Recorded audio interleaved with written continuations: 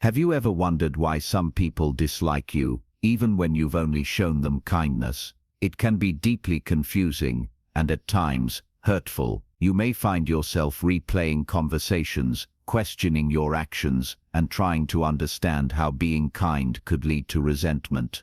The truth is, human relationships are far more complex than they seem on the surface, and kindness alone is not always enough to prevent misunderstandings or negative feelings from taking root. In this video, we're going to explore 5 reasons, drawn from the insights of Carl Jung, that explain why people might begin to dislike you, even when your intentions are pure. These reasons go beyond simple personality clashes. They reveal hidden psychological patterns that shape how people see you, and more importantly, why your kindness may trigger unexpected reactions. This isn't about changing who you are or making yourself smaller to avoid being disliked. Instead, it's about understanding the hidden dynamics at play so you can protect your peace, set healthy boundaries, and stay confident in who you are.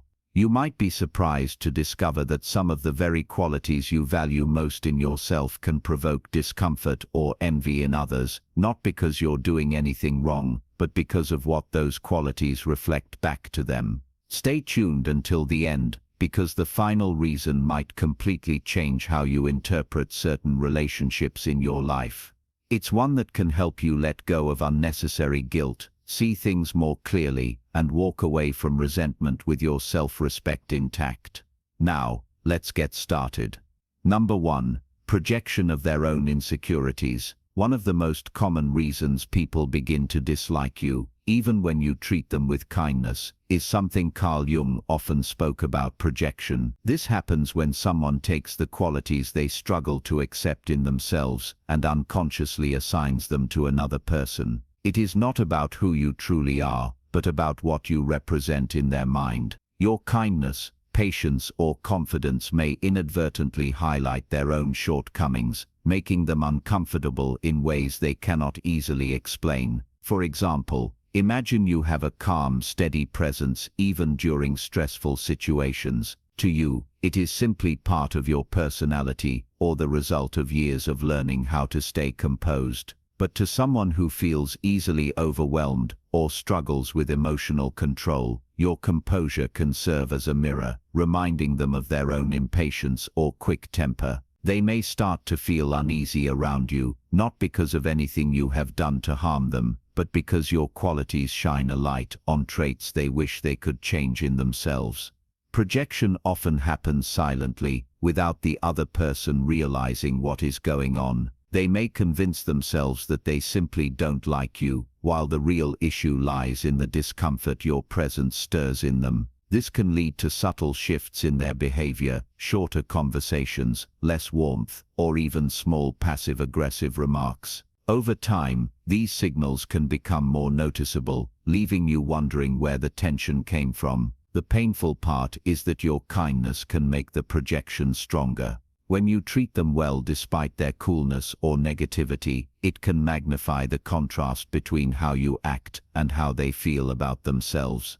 Jung noted that people often resist seeing the parts of themselves they dislike, and when someone else embodies the qualities they lack, it can trigger defensiveness. Instead of looking inward, it is easier for them to create distance from you, or even justify their discomfort by finding fault with you. The important thing to remember is that projection says far more about the person projecting than it does about you. You cannot control how someone interprets your actions through the filter of their own insecurities. What you can do is maintain your integrity, keep your boundaries clear, and remind yourself that their reaction is not a measure of your worth. Recognizing projection for what it is allows you to step back emotionally, avoiding the trap of over-explaining or bending yourself to fit into their comfort zone. When you see these patterns, it helps to approach them with quiet understanding rather than personal offense. Sometimes, people eventually recognize the source of their feelings and shift their perspective. Other times, they may not. Either way, holding on to your self-respect and continuing to live according to your values ensures that their projections will not pull you away from the person you are striving to be. Number 2, threat to their self-image. Another reason people may begin to dislike you, even when you are consistently kind, comes from feeling that you pose a threat to their self-image. Carl Jung often highlighted how deeply people are attached to the identity they have built for themselves. This self-image is the mental portrait they carry, how they see themselves, their abilities, and their place in the world. When your presence challenges or disrupts that portrait, it can create discomfort that quickly turns into resentment. This threat to their self-image does not have to come from criticism or confrontation. In fact, it often happens without you saying a single negative word. Maybe you are competent in a skill they take pride in, or you approach challenges with confidence while they quietly struggle with self-doubt. Your success, stability, or even the way you carry yourself can feel like an unspoken comparison they did not ask for. In their mind, it is easier to resent you than to re-evaluate how they see themselves. Sometimes this plays out in subtle ways. You might notice that when you share good news, their reaction is lukewarm, or quickly followed by a story about their own achievements. Or perhaps they become more competitive, trying to outshine you in conversations or social settings. These behaviors are signs that your presence stirs something deeper in them, a fear that they might not measure up. What makes this even more complex is that kindness can amplify the tension. If you remain gracious and supportive, it removes the option for them to paint you as a clear enemy. Without that narrative, they are left with the uncomfortable truth that the problem lies within their own sense of self. Jung pointed out that people often resist self-examination when it threatens the stability of their identity. Instead, they may unconsciously push away the person who triggers that discomfort. It is important to remember that you are not responsible for managing someone else's self-image. You cannot shrink yourself to make them feel bigger without losing parts of who you are. In fact, trying to do so can damage your own confidence over time. The healthiest approach is to continue being authentic while keeping an eye on how their discomfort is affecting the relationship. When someone sees you as a threat to their self-image, the dynamic can shift in unpredictable ways. They may distance themselves, become subtly critical, or even attempt to undermine you. Recognizing this for what it is, a defense mechanism, helps you avoid taking it personally. You are not the cause of their inner conflict, even if you are the catalyst that brings it to the surface. If you're still watching this video and finding these insights valuable, please comment number 2 below to let me know you're here. And if you haven't subscribed yet, I recommend you subscribe and turn on the bell so you don't miss any videos.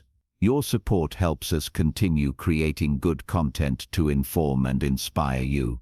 Now, let's move forward. Number 3, misinterpretation of your intentions. Even the purest acts of kindness can be met with suspicion when they are filtered through another person's personal history, insecurities, or preconceived beliefs. Carl Jung often emphasized that people do not see the world as it is, they see it as they are. This means your actions are interpreted through their own lens, shaped by past experiences and internal narratives. When someone carries distrust or unresolved hurt from their past, they may misinterpret your kindness as manipulation, condescension, or a tactic to gain something in return. You might offer a helping hand, expecting nothing but goodwill, yet they could see it as a way for you to establish superiority. A genuine compliment might be received as sarcasm. Even small gestures, like remembering details from a previous conversation or checking in on their well-being, can sometimes be twisted into signs of hidden motives. The more generous and consistent you are, the more they might question, what's the catch? This dynamic often develops in people who have been let down or taken advantage of in the past. If their history includes relationships where kindness was used as a tool for control, they may instinctively brace themselves for disappointment, even when there is no reason to. In their minds, your kindness cannot be without strings attached, so they guard themselves by keeping you at a distance or responding with coldness. Jung noted that projection plays a role here too. If someone has acted with hidden motives in their own life, they may assume others operate the same way. Your behavior, no matter how genuine, is filtered through their own inner patterns. The tragedy is that their mistrust prevents them from experiencing the very connection and support they secretly desire. This misinterpretation can lead to subtle but painful changes in how they interact with you. They might become less open, avoid accepting help, or respond with short, guarded answers. Over time, this distance can create the illusion that you have done something wrong, when in reality the tension exists entirely in their perception. In these situations, it is important to remain consistent in who you are. Over-explaining or trying too hard to prove your good intentions often has the opposite effect, as it can be read as defensiveness or hidden guilt. Instead, continue to act with sincerity, but release the need for their approval. Some people will never be able to fully trust your motives until they resolve their own inner conflicts, and that is not something you can do for them. When kindness is met with suspicion, it can be disheartening, but understanding that the root lies in their perspective, not your actions, can help you maintain your peace. You are not obligated to convince anyone of your sincerity. Your job is to keep living according to your values, knowing that the right people will see your heart for what it truly is. Number 4. Jealousy of your life or relationships. Jealousy can be one of the strongest forces that turns kindness into a target for resentment. Carl Jung often spoke about the shadow side of human nature, the parts of ourselves we do not want to acknowledge, but that still influence our feelings and actions. Jealousy sits firmly in that shadow. It can arise when someone sees aspects of your life, your relationships, or your accomplishments that they wish they had for themselves. Even if you are humble and never boast, your happiness can become a mirror that reflects what they feel is missing in their own lives. This form of dislike rarely starts with anything you have done intentionally. You might simply have a close and supportive family, a marriage that has endured and grown over the years, or friendships that are built on mutual trust. You may enjoy stability, health, or personal achievements that they have struggled to attain. While you see these things as blessings you are grateful for, they may see them as reminders of what they have lost or never experienced. Jealousy often hides behind a mask. It can appear as subtle criticism, backhanded compliments, or an unwillingness to celebrate your successes. Sometimes the person will try to minimize your achievements, saying things like, "You've just been lucky," or shifting the conversation away from your good news. These reactions are defense mechanisms. They make it easier for them to protect their ego than to confront the deeper truth of their envy. Your kindness can intensify this reaction because it removes any justification for hostility. If you were arrogant or dismissive, they could tell themselves their dislike is valid. But when you treat them warmly, it forces them to face an uncomfortable contradiction. You have what they want, yet you are not the villain they would like to imagine. That inner tension often makes the jealousy even stronger, and sometimes they resolve it by creating emotional distance or finding fault with you in other ways. It is important to remember that jealousy is rarely about the surface issue. It is not truly about your new opportunity, your strong marriage, or the joyful moments you share. It is about the gap between their life and the life they wish they had.